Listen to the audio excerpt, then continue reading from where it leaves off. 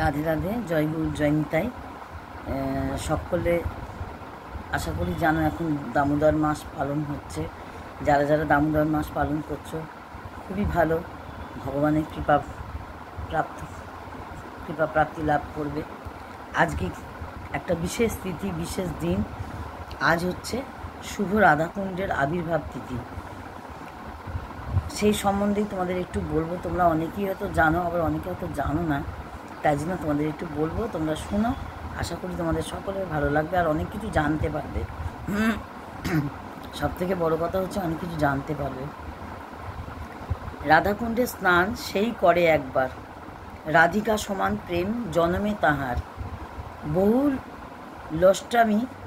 বহুল অষ্টমী তাৎপর্য। বহুল অষ্টমী হলো কার্তিক মাসে কৃষ্ণপক্ষের অষ্টমী তিথি, যা মূলত দুটি কারণে গুরুত্বপূর্ণ।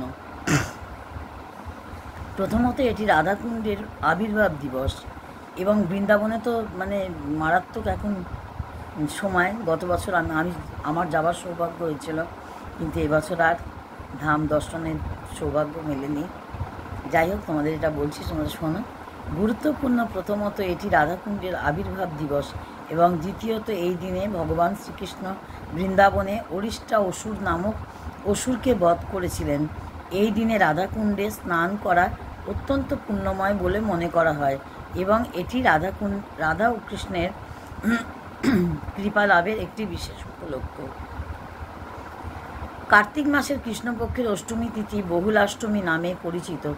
এই তিথিতে ব্রজে উৎপাত সৃষ্টিকারী বৃষরূপী অরিষ্টা অসুরকে শ্রীকৃষ্ণ বধ করেন। শ্রী রাধারানী বৃষবধের প্রায়শ্চিত্ত স্বরূপ সর্বতীর্থে স্নান করা উচিত বলে জ্ঞাপন করেন।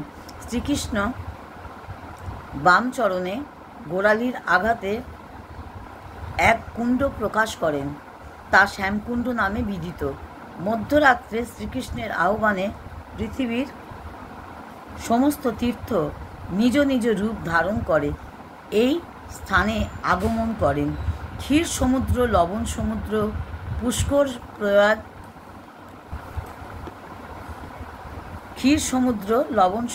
পুষ্কর প্রয়াগ ইত্যাদি বহু তীর্থ এসে শ্রীকৃষ্ণ পাদপদ্মে প্রণীত নিবেদন করেছিলেন। শ্যামকুণ্ডের ঠিক পাশেই একইভাবে রাধারানীও একটি কুণ্ড প্রকাশ করেন। শ্রী গোবিন্দের ইশারায় একইভাবে সকল তীর্থ সেই কুণ্ডে আগমন করেন। বহু তীর্থ একসাথে সম্মিলিত হওয়ার এই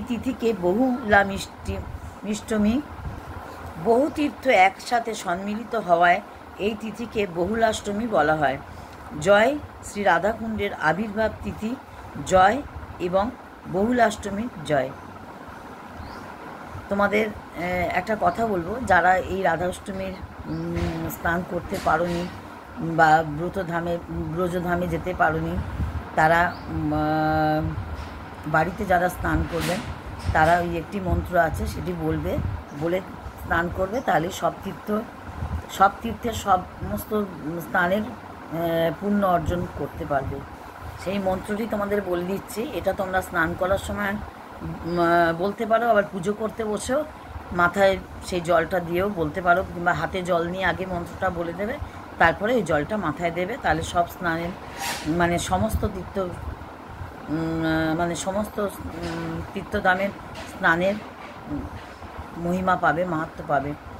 ওং গঙ্গে চ যমুনা চৈব গোদাবরী সরস্বতী নর্মদা সিন্ধু কাবেরী জলস্বিন্নীন সান্নিধিং কুরু। এরপর আরেকটা মন্ত্র বলবে, ওং কুরুক্ষেত্রে গয়া গঙ্গা প্রবাস পুষ্কারণী চ তীর্থানি তানি পুণ্যানি প্রাত স্নানকালে ভবন্তি হব। আরেকবার বলি মন্ত্রটা, তাহলে তোমাদের বুঝতে সুবিধা হবে। ওং গঙ্গে চ, তিনবার বলবে মন্ত্রটা। ওং গঙ্গে চ যমুনা চৈব গোদাবরী সরস্বতী নর্মদা সিন্ধু কাবেরী জলস্বিন্নীন সান্নিধিং কুরু। ওং কুরুক্ষেত্রে গয়া গঙ্গা প্রভাস পুষ্কারণী চ তীর্থানি তানি পুণ্যানি প্রাত স্নানকালে ভবন্তি হয়। এটি বলবে, বলে মাথায় জল দেবে, তাহলে সমস্ত বাড়িতে গঙ্গা জল না থাকলেও চলবে।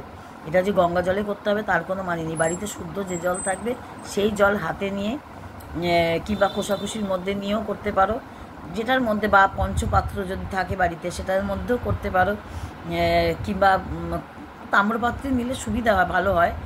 কোষাকুষিতে করতে পারো কিংবা পঞ্চপাত্রর মধ্যে করতে পারো। যাদের সে দুটোও নেই কোনো অসুবিধা নেই, হাতে জল নিয়েও করতে পারো, কিংবা কেউ ঘটির মধ্যে একটু জল নিয়েও করতে পারো। যেখানে মানে যেটা শুদ্ধ ঠাকুরের বাসন আছে তার মধ্যে নিয়ে করে মাথায় গঙ্গা জলটা অল্প করে দিয়ে দেবে, তাহলেই হবে। তাহলেই তোমরা সমস্ত পুণ্য মানে তীর্থস্থানের স্নানের মহিমা, মানে স্নানের পুণ্য অর্জন করতে পারবে। সকলে ভালো থেকো, সুস্থ থেকো। আজকে রাধা কুণ্ডের জন্মতিথি তোমরা সকলে জানতে পারলে। সকলে ভালো থেকো, সুস্থ থেকো। রাধে রাধে, জয় গুরু, জয় নিতাই। সকলে ভালো করে দামোদর ব্রত পালন করো।